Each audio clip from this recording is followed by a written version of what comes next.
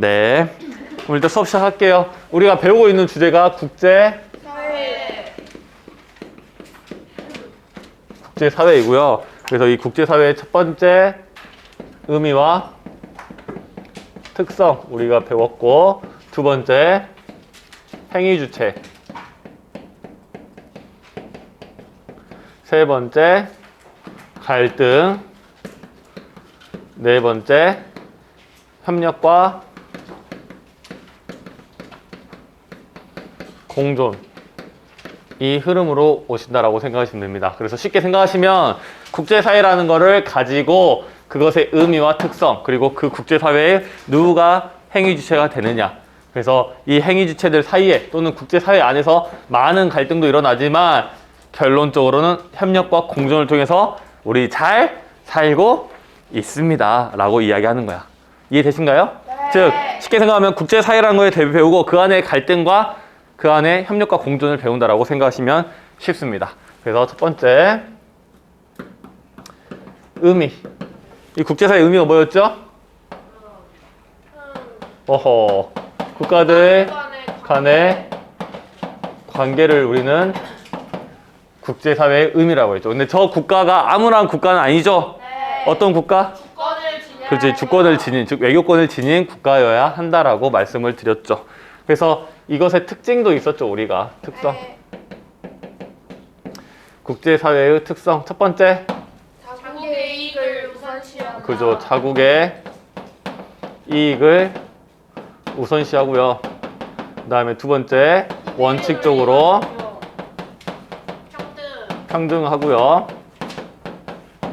그러나 힘의 논리가 적용된다라고 이야기 드렸습니다. 즉 국제사회는 국가들 간의 관계인데 그 안에서는 자국의 이익을 가장 우선시합니다. 국가는 뭐에 가장 우선시한다고? 자국의 이익을. 약속, 신뢰 이런 것도 다 필요 없어. 뭘 위해서는? 자국의 이익을 위해서는. 물론 그걸 지키는 게 자국의 이익이 된다라고 하면 지키겠죠. 하지만 최종적 목표는 뭐다?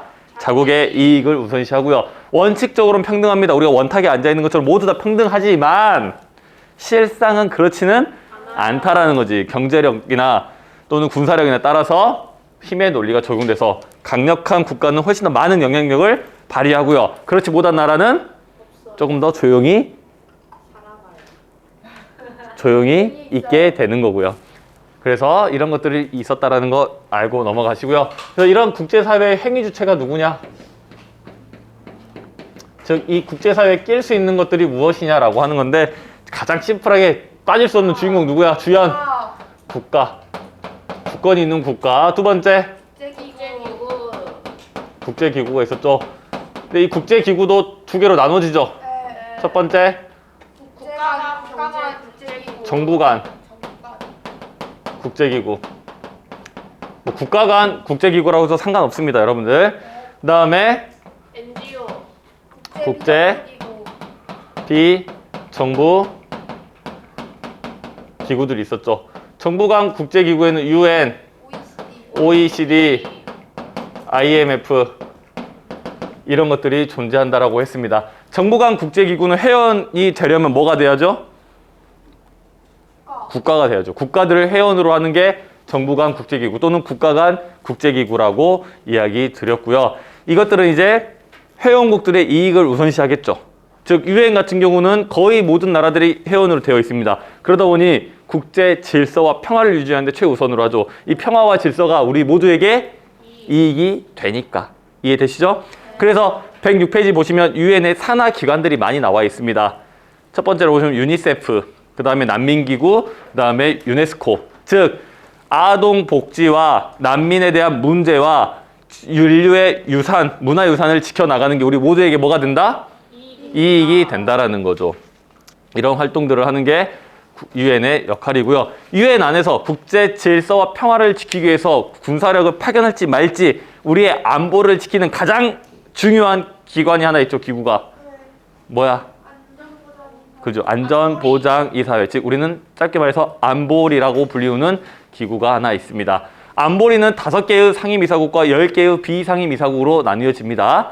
5개의 상임이사국은 알고 계시다 했죠. 상식선에서 미, 영, 프, 러, 중, 미, 영, 프, 러, 중. 다시 말하면 미국, 영국, 프랑스, 러시아, 중국 이렇게 5개 나라가 상임 이사국이고요. 비상임 이사국은요. 인도. 해마다 바뀌니 외우실 필요는 없다. 내년에 우리나라도 비상임 이사국에 들어갑니다. 내년에 2024, 25년 임기로 우리나라도 비상임 이사국으로 들어가요. 근데 비상임 이사국이라고 해서 상임 이사국만큼의 권리는 없죠. 상임 이사국은 누구도 건들 수 없는 엄청난 권리가 있죠. 그지? 거부권이라는 게 있죠. 모두가 오케이 해도 난 싫어. 그럼 뭐야? 안 돼요. 끝이 나는 거부권을 가지게 되죠. 그러다 보니 우크라이나 사태도, 우크라이나 전쟁도 유엔군이 참여할 수가 없죠. 러시아가 거부권을 행사하기 때문에. 팔레스타인과 이스라엘의 분쟁에서도 문제가 해결이 쉽지가 않죠. 이스라엘 편을 들고 있는 나라가 미국이고요. 미국을 견제하는 나라가 러시아고요. 그러다 보니 미국이 낸 중재안은 러시아가 거부권을 던질 거고요. 러시아가 낸 중재안은요, 미국이 거부권을 던지면서 문제가 해결되지 않고 있는 거죠. 이해되신가요? 그럼 우리나라도 이제 내년에 비상임 이사국으로 들어갑니다. 우리나라도 이런 거부권 없습니다. 우리나라는 없습니다. 비상임 이사국은 거부권이 존재하지 않는다라는 거 알아두시고요. OECD는 경제협력기구, 이제 이거 IMF도 이제 그 국제기금이라고 알아두시면 되겠고요. 비정부기구는 예시로 그린피스, 국경 없는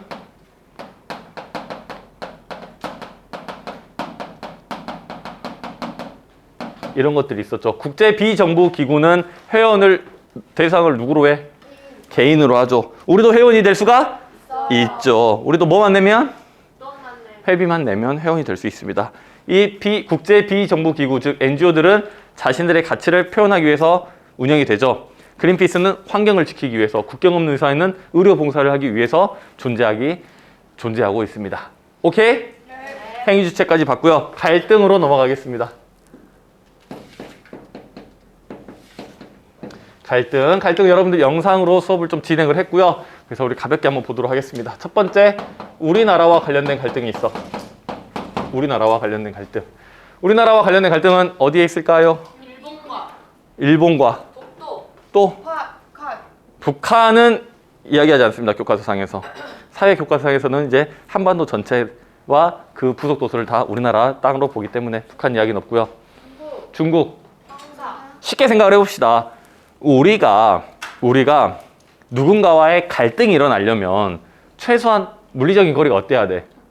가깝고 그 사람의 존재를 알아야겠지. 갈등이 있든 싸움을 타든 이 사람의 존재를 알고 가까이 있어야 접촉이 있어야 된단 말이야. 즉 우리나라와 가까이 있는 나라들이 우리나라와 갈등이 많이 있다라는 거죠. 대표적으로 일본, 그 다음에 중국 이렇게 있다라는 거죠. 일단 일본은 우리나라와 무슨 갈등?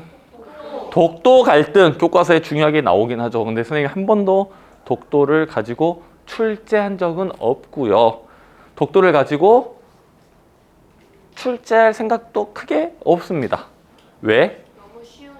아니요, 쉽다기보다 자 봅시다. 물론 6단원과 12단원 둘 다 독도를 다루긴 하는데 서로의 관점이 좀 다르죠. 6단원에서는 갈등을 좀 더 이야기하고 있고요. 12단원에서는 독도의 가치에 대해서 이야기를 하고 있죠. 얼마나 생태적 가치가 있는지, 그 다음에 경제적인 가치가 있는지. 자 봅시다. 이 핸드폰이 누구 거죠? 내 거라고 생각하죠. 내가 맨날 들고 다니고 내가 맨날 쓰고 있으니까. 근데 이게 실은 내게 아닐 수도 있어. 내 거인지 아닌지 뭔가 살짝 누군가의 갈등이 있어. 예은이가 자기 거라고 주장을 해. 근데 내가 이게 쓰고 있어. 그럼 여러분 이거 볼 때마다 무슨 생각 들어? 저 핸드폰이 선생님께 아닌가? 선생님이 저거를 몰래 쓰고 있나? 라는 생각이 들 거 아니야. 이런 갈등 상황을 강조해서 우리나라에게 이득될 게 없다라는 거지. 그래서 독도는 굳이 언급하지 않고 넘어가고요. 다른 문제. 동해 표기 문제부터 보겠습니다. 우리가 동해라고 쓰는 걸 뭐라고 일본은 표기를 하죠? 일본해. 전 세계 사람들은 뭐라고 더 많이 표기를 해? 일본해라고 많이 표기를 하고 있어. 우리는 뭘 주장해? 같이 써달라. 동해 병기를 주장하고 있습니다. 동해 편기. 그래서 동해냐 일본해냐 이런 동해 평이 관련된 갈등이 좀 있고요. 그 다음 위안부. 위안부 문제 이런 것들도 있죠. 역사적인 갈등들도 있었다라는 거 체크하고 넘어가면 좋겠습니다. 중국은요? 미세먼지. 문화. 동북공정. 즉 고조선, 고구려, 발해의 역사를 중국의 소수민족, 그 다음에 소수민족의 지방정부로 이제 역사를 이제 자기들 중국 입장에서는 역사를 바로 세우는 거고 우리 입장에서는 역사를 왜곡하는 이제 일이 있었죠. 이제 이 동북공정은 이제 한 조금 이제 시대 가고 이제 그 다음 넘어온 게 뭐니 요새? 문화 관련된 거. 한복 누구 거다? 중국 거. 중국 거다. 김치 누구 거다? 중국 거다. 이런 식으로 이제 주장을 하면서 갈등을 야기하고 있죠. 동북공정 말고 또 있어요. 불법 조업 관련된 문제들이 있습니다. 우리나라가 지난 5년 동안 약 5천 척 정도의 서해와 동해에서 불법 선을 잡았어요. 중국 배가 몇 프로 정도 될까? 90%요? 50%요? 85%. 100%. 100% 중국 배였습니다. 100% 중국 배. 서해안과 동해안 모두에게서 이제 특히 서해안이 훨씬 더 많이 있긴 하겠죠. 그래서 이제 우리나라에 넘어와서 불법 어업을 해요. 근데 우리나라만 넘어오는 거 아니야. 저희 동남아도 넘어가고요. 남미까지도 넘어갑니다. 남미까지. 근데 이해를 한번 해보려고 한번 해봅시다. 이해를 중국을 한번. 중국은 인구가 많고요. 내륙 지방이 많아요. 즉 상대적으로 먹을 게 적어요. 해안선이 적어요. 작죠. 그러다 보니 수산물 공급이 어렵겠죠. 그래서 다른 나라를 이제 이렇게 피해를 주게 되겠죠. 그건 그거고 우리나라에서는 이런 불법 어업 문제가 있다라는 거 알아두시길 바라겠습니다. 그 다음에 이제 가깝진 않지만 이제 교과서에 언급이 되는 프랑스는 이제 문화재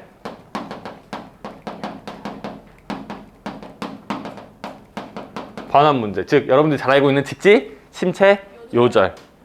세계에서 가장 오래된 금속 활자 본, 인쇄본이죠. 그래서 이거를 반환하지 않고 있다는 거 알아두시면 좋겠습니다. 자, 두 번째 이제 세계의 갈등들. 세계의 갈등은 여러분들 크게 세 가지로 나눠서 봅니다. 첫 번째, 자원과 관련된 갈등. 두 번째, 민족과 종교와 관련된 갈등. 세 번째, 환경과 관련된 갈등 또는 협력을 나눠서 볼 거야. 일단 첫 번째 자원과 관련된 갈등은 여러분들 두 개만 보시면 돼요. 나일강 갈등. 나일강 갈등과 카스피해 갈등.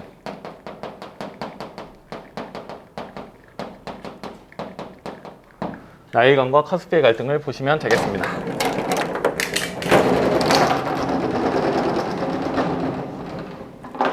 일단 여러분들 나일강이 어디서 흐르는지 아시죠? 인도는 겐지스와 인더스강. 나일강 어딘지 몰라도 어디 대륙에서 흐르는지 알 거야. 이집트, 그렇죠. 이집트. 여기 이 킬리만자로에서 시작을 해서 이 이집트 쪽으로 흘러나가는 강을 우리는 나일강이라고 불러요. 킬리만자로 산은 매우 높은 산이야. 거기는 만년설이 있습니다. 그 만년설이 여름이 되면 녹으면서 물을 제공하고 그 물이 흘러서 나일강이 되어 가는 거죠. 근데 물이 많지는 않아. 그러니까 여기 에티오피아를 지나가는데 에티오피아는 무슨 생각이 들까? 이 많지 않은 물을 어떻게 쓰고 싶어? 아껴 쓰고 싶지. 내가 다 쓰고 싶지. 어떻게 하면 돼? 내 걸로 만들어요. 댐을 건설을 하는 거야. 댐을 건설해. 그러면 하류에 있는 나일강의 하류에 있는 이집트는요, 물이 막혀버려, 없어버려. 그러니까 이집트가 그 댐을 너가 막으면 나는 전쟁도 불사하겠다라고 이야기를 하는 거지. 이렇게 강렬하게 말할 수 있는 이유는 뭘까? 행복이 국제사회의 힘의 논리라고 생각하시면 되겠죠. 에티오피아와 이집트. 누가 더 이 동네 힘의 논리에 위에 이집트가 있으니까 이렇게 하는 거지. 우리나라 봐봐. 우리 꽃게 잡아가지 마! 꽃게 잡아가면 전쟁도 불사하겠어. 한 포로 쏴버리겠어. 이럴 거 아니야. 그러면 그거 침몰시켜버리면 아니 아무리 꽃게 좀 잡아갔다고 한들 사람을 죽여? 이럴 수는 없는 거잖아. 어쨌든 이런 힘의 논리에 따라서 이제 전쟁도 불사하겠다는 나일강을 두고 수자원을 두고 갈등이 있고요. 그 다음에 이 오른쪽 위쪽을 좀 보시면 여기가 카스피해입니다. 카스피해. 카스피해 여러분들 들어보셨죠? 네. 카스피해는 여러분들 한번 보면 바다냐 호수냐라고 갈등이 있는 겁니다. 근데 이 바다냐 호수냐는 갈등은 2018년도에 일단 합의를 했어. 특수한 지위를 지닌 바다로. 근데 이 끝난 갈등임에도 우리가 보는 이유는 뭐냐면 이런 갈등들이 있었고 이렇게 해결하는 방식들이 있다는 걸 우리가 배우기 위해서인 거죠. 근데 이 예전에 소련 시절에는요 이 갈등이 없었어. 소련 시절에는 그냥 이거를 호수로 봤습니다. 즉 이란과 소련이 서로 반반 나눠서 호수로 보면서 사이좋게 나눠 가졌어. 그런데 소련이 붕괴되고 러시아가 되면서 아제르바이잔, 카자흐스탄, 투르크메니스탄, 이란, 러시아까지 이 5개 나라가 여기를 감싸두게 되는 거야. 근데 호수로 보게 되면 내가 손가락 하나만 얹어도 여기에서 나오는 자원은 균등 분배. 쉬운 말로 N빵이야. N빵. 손가락 하나만 걸쳐도. 바다로 보게 되면 내 해안선이 걸친 만큼 영해와 배타적 경제 수역을 주게 되는 거지. 그런데 여기에서 그냥 물고기만 잡았으면 큰 갈등은 없었을 거야. 근데 여기에서 엄청난 게 나와. 천연가스와 석유가 나와. 즉 자원이 나온다는 거야. 석유와 가스가. 이제 눈 돌아가지. 거기다 세계 3대 매장량으로 추정이 되고 있어. 눈이 완전히 돌아가지. 그러니까 내 앞마당에서 석유가 나오는데 이거 양보하고 싶지가 않지. 그러니까 내 앞마당에서 석유가 나오는 나라들은 무조건 뭐라고 주장해? 이건 무조건 바다야. 이건 무조건 바다야. 내가 손가락만 걸치고 있는 나라 뭐라고 주장해? 무조건 이건 호수야 라고 주장을 하는 거지. 그래서 이제 이란 같은 경우는 호수로 주장을 했고요. 러시아는 바다로 주장을 했어. 그래서 특수한 지위를 지닌 바다로 결정이 됐어. 바다로 봤을 때 가장 큰 문제가 뭐냐면 공해가 나타나. 공해는 타국의 배가 들어올 수가 있어. 근데 내륙에 있는데 다른 나라 배가 여기다 떡 떨어져 버리면 문제가 생기겠지. 그래서 다른 나라의 배는 들어올 수 없는 특수한 지위를 지닌 바다로 결정을 냈습니다. 그래서 자원과 관련된 분배는 좀 추후로 밀어놓고요. 협의를 하기로 했고요. 일단은 특수한 지위를 지닌 바다로 결정을 했습니다. 누구 입김이 가장 컸을까? 그렇지. 여러분들 이제 좀 이해를 하는구나. 뭐의 논리를? 힘의 논리를 이해하는구나. 그래서 카스피해 갈등이 있었다는 거 알아두시고요. 민족과 종교와 관련된 갈등은 조금 많습니다. 조금 많아요. 그래서 이쪽으로 살짝 빼서 한번 보겠습니다. 그래서 민족과 종교와 관련된 갈등은 첫 번째 팔레스타인과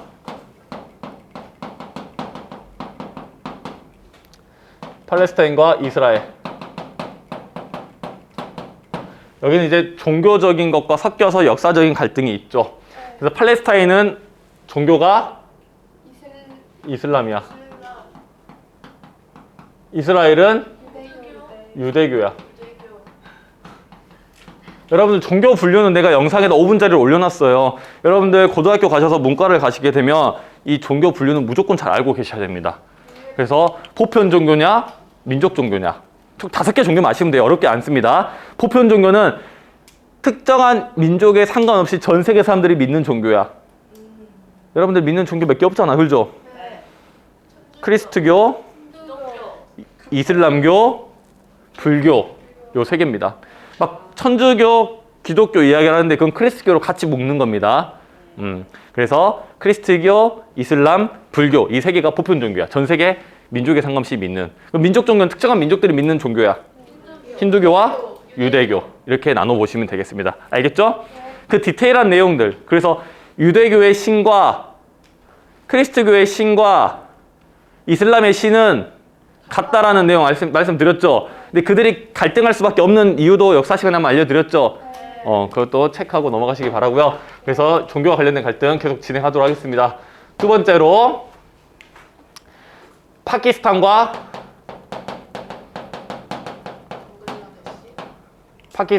인도.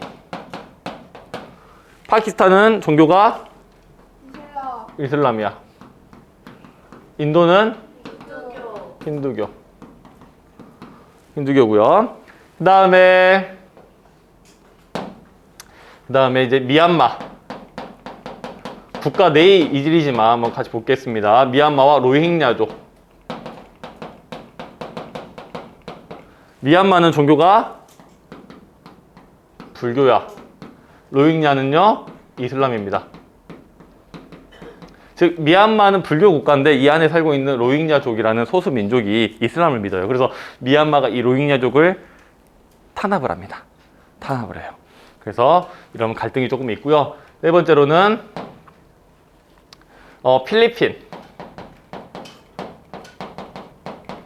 필리핀의 모로족. 필리핀의 종교는 뭐죠? 이슬람. 가톨릭입니다. 홀리. 여러분들이 필리핀 헷갈리시면 안 되는 게 필리핀의 식민 지배를 했던 나라는 누구죠? 미국이죠. 미국이 누구한테 뺏었지? 영국. 에스파냐. 에스파냐. 스페인한테. 그래서 스페인의 종교의 영향을 받고요. 미국의 언어를 영향을 받았다는 거 작년 역사 시간에 가르쳐 드렸었습니다. 기억이 나실 듯 나셨으면 좋겠습니다. 그래서 에스파냐, 즉 스페인의 종교인 가톨릭을 믿고요. 미국의 언어인 영어를 쓰는 나라가 되었죠. 그래서 가톨릭을 믿어. 근데 모로족은 뭘 믿어? 이슬람을 믿어요.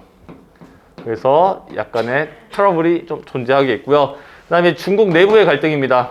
티베트. 중국 내부의 갈등은 이제 티베트. 그 다음에 중국. 이게 국가 간의 갈등은 아니지만 이제 국가 내부의 갈등인데 한번 살펴볼게요. 위구르, 웨이우얼이라고 부르죠. 위구르. 그래서 티베트는 티베트 불교를 믿으면서 이제 독립을 주장하고 있고요. 위구르족은 터키 계열이야. 즉 요즘 말로 이제 튀르키예로 말하죠. 그다음에 이슬람을 믿어요. 그러니까 완전히 서로 민족 자체가 달라. 근데 중국은 늘 뭐라고 이야기해? 우리는 하나다. 하나의 중국을 이야기하죠. 민족 자체를 하나라고 말하진 않아요. 여러 소수민족이 있지만 우리 모든 소수민족은 뭐를 위해서? 중국이라는 국가를 위해서 하나의 중국을 이야기하는 거지. 그러니까 독립을 시켜주지 않아. 거기에다가 이 위구르족이 사는 걸 신장, 이제 중국 발음으로 신장 웨이월 자치구라고 부르는데 이곳에서 지하자원이 좀 나와. 놔줄 수가 없어. 그래서 6가지 요 갈등, 세 개의 갈등을 좀 알아두시고요. 환경과 관련된 갈등은 많지. 최근에 뭐 이제 오염수 방류라든지 또 이제 뭐 해양 폐기물이라든지 이런 것들도 있지만 그래도 가장 보편적이면서 핫한 주제가 뭐야 우리에게? 기후변화지. 기후변화와 관련된 갈등이 있죠. 그래서 이 기후변화와 관련된 갈등을 해결하기 위해서 우리 뭘 해? 협약을 맺었죠. 그래서 1997년 아니야. 아니야. 교토우정서를 맺었잖아. 교토우정서를 통해서 이제 온실가스를 감축하자, 탄소 배출을 감축하자 했는데 이제 이게 2020년에 끝나. 그래서 2015년에 우리가 만났어. 기한이 없는 걸로 모든 국가가 참여해서 탄소 배출을 줄이자. 뭐야 그게? 파리 협정이야. 교토우정서를 계승해서 모든 나라들이 탄소 배출을 줄여 나가자라고 하는 게 파리 협정으로 이제 갈등이 있었지만 이렇게 해결해 나가는 결과가 나오게 된다는 거 알아주시면 되겠습니다. 오케이? 끝나지 않았습니다, 여러분들. 4번이 남았어요, 여러분. 4번입니다, 4번. 네 번째 주제. 협력과 공존. 이거야. 즉, 국제사회가 이런 힘의 논리와 자국의 이익 같은 정글 같은 모습에 보이지만 국제법과 국제 여론과, 즉 세계 여론과 또는 다양한 협약들에 의해서 그래도 조금 질서가 유지되는데 그럼에도 불구하고 많은 갈등이 있기도 하지만 그래도 이런 것들은 우리가 공존하기 위해서 다양한 협력을 한다라는 개념이라고 보시면 되겠습니다.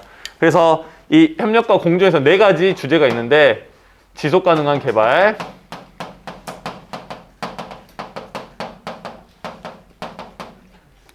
그 다음에 공적 개발 원조,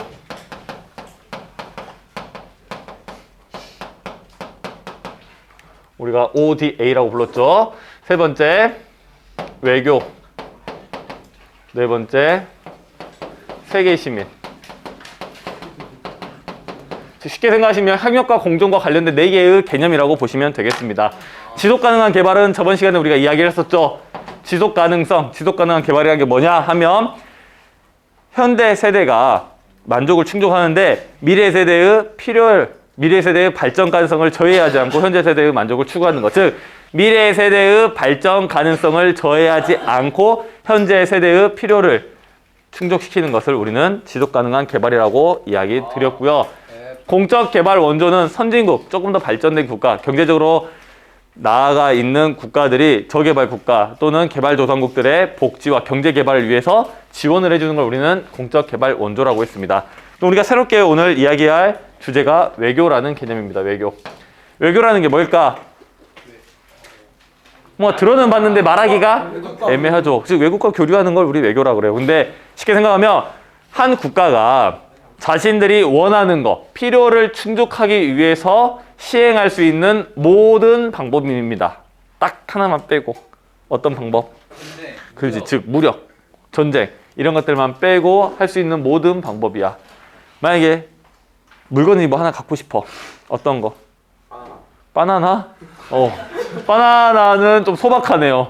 다른 반을 물어보면 집, 땅, 회사 이런 것들이 나와요. 너무 거창하게 나오는데 바나나는 조금 소박하니까 핸드폰을 새로 바꾸고 싶다고 칩시다. 핸드폰은 바꾸고 싶어요. 어떤 걸로? 이번 새로 나온 아이폰 15로 바꾸고 싶다고 칩시다. 15. 그럼 150만 원 정도 하죠? 네. 근데 지금 150만 원 있어 없어? 없어. 그러니까 이거를 가지기 위한 방법은 뭐가 있어?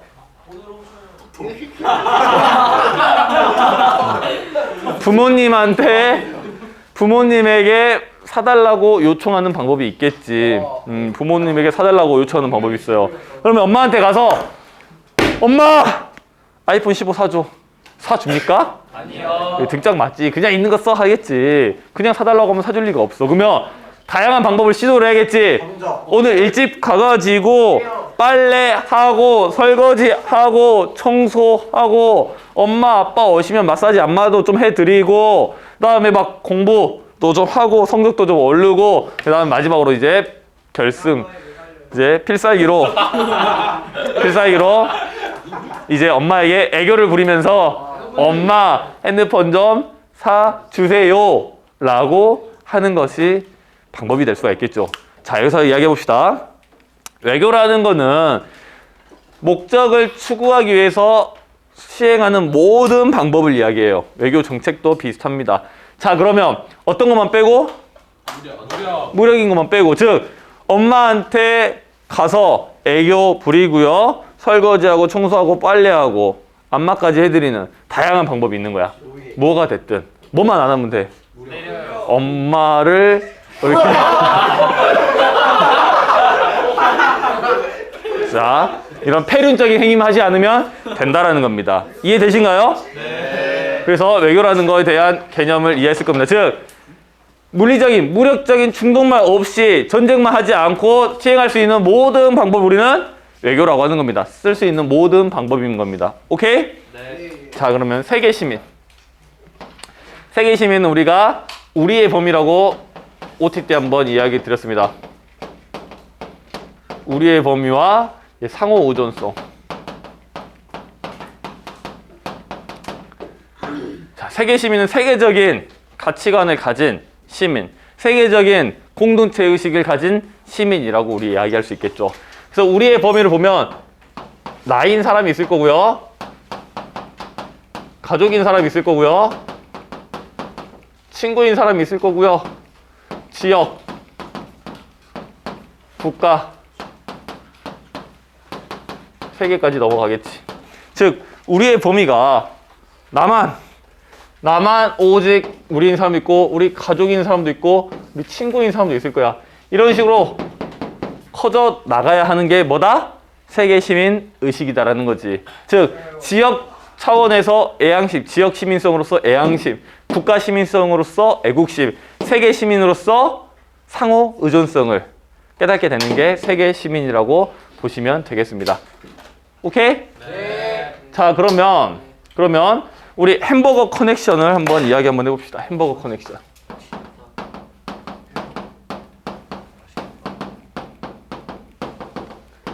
내가 먹는 패티 뭘로 만들어지죠? 소. 그렇지, 소로 만들어져.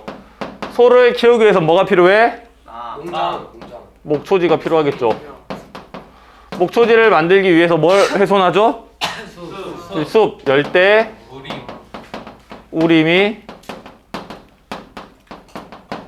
훼손된다라는 거야. 즉, 내가 먹는 햄버거 하나가 열대 우림을 훼손하고 이 열대 우림이 훼손됨으로써 지구 온난화가 심화될 수도 있고 또는 이와 관련된 문제가 발생할 수도 있다라는 것을 깨닫는 게 세계 시민으로서의 자세다라고 이야기 드리는 겁니다. 오케이? 그러면 세계 시민으로서는 상호 의존성, 즉 서로 간에 의존이 되어 있고요. 우리의 범위를 넓게 잡아야 된다고 이야기하고 있죠. 그러면 다른 문화를 바라봤을 때 내가 평가하고 판단해야겠어, 이해하고 받아들여야겠어. 그게 너무나 당연한 초등학교 1학년도 가르쳐 앉혀놓고 이야기하면 맞출 수 있는 문제라는 거지. 자, 쉽게 봅시다. 여러분이 좋아하는 요리 중 하나인 탕수육. 탕수육을 먹는 방법은 크게 요즘 트렌드하게 찍먹이 하나 있고요. 처먹. 그다음에 부먹이 하나 있습니다. 이 찍먹의 끝과 부먹의 끝이 있다라고 칩시다. 나는 찍먹이다 손. 내리세요. 부먹이다 손. 와. 야, 나는 여기 부먹보다 여기 좀 더 가야 돼, 실은. 여기 있는 절먹이야, 절먹. 자, 근데 봅시다. 내가요. 야, 찍먹 손. 야, 내리세요. 거의 뭐 찍먹인데 내가 여기 가가지고 야, 이 맛알모다. 탕수육은 원래 소스를 부어 먹는 음식이야. 그런데 이게 배달이 되다 보니 눅눅해지다 보니 이걸 따로 주어서 너가 부어 먹으라고 줬던 거를 이거를 이렇게 찍어 먹는 거는 넌 정말 맛알못이야 라고 옆에 가서 훈계하고 하면, 이야기하고 하면 되겠니 안 되겠니? 안 되겠지. 안 되겠다는 거야. 즉 이렇게 찍먹 부먹에 대한 이해를 하지 못하면 안 된다는 거야. 나와 다른 문화를 이해하지 못하면 안 된다라는 거지. 자, 그러면 봅시다. 여기 거기다가 찍먹파인데 찍먹파는 많았어요. 여기서. 근데 부먹이 먼저 부었어. 그럼 이제 찍먹이 야, 이걸 어떻게 먹어 하면서 막 밥상을 엎어버려. 이러면 돼, 안 돼? 안 되죠. 오직 찍먹만, 오직 부먹만 이러시면 안 된다라고요. 즉, 나 이 사이에서 난 뭐가 돼야 되는 거야? 그냥 먹는 자가 될 수도 있다라는 거야. 즉, 이런 극단주의. 찍먹의 끝으로, 부먹의 끝으로, 찍먹간 밥 안 먹어, 부먹간 밥 안 먹어. 이렇게 양쪽 끝으로 가시면 안 되고 서로 포용적인 자세로 극단주의에 가담하시면 안 된다라는 말씀입니다. 이해되신가요? 정말 단순한 내용을, 별것도 없는 내용을 탕수육을 거론하면서 있어 보이게 얘기했는데 별거 없는 내용이었습니다. 그래서 극단주의에 빠지시면 안 된다라는 거. 즉, 세계 시민으로서 가치를 가지셔야 국제사회에서 협력과 공존을 이끌어낼 수 있다는 거 이야기 드렸습니다. 혹시 질문? 없어요. 없으면 일단